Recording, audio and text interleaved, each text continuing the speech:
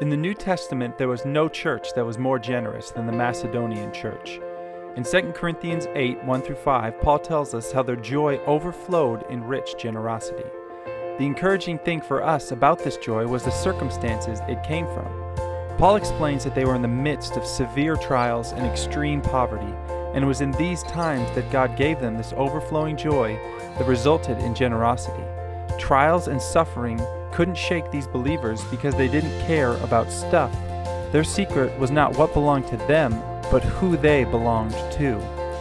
And every one of us will also face trials and sufferings at some point in our lives. And just like the Macedonians, we must decide who or what we will trust in when they do arise.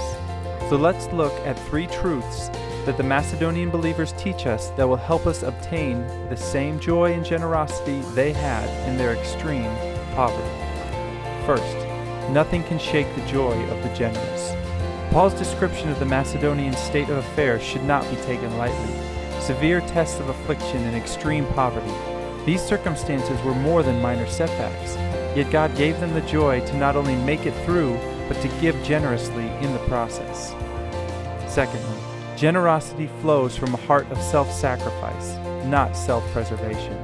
The motivation of giving is not to give in order to get. Instead, just like the Macedonians, it begins with our surrender to God and flows from His joy as we trust in Him. And finally, biblical giving comes from grace, not the law. Tithe, or 10%, is the biblical starting point for giving.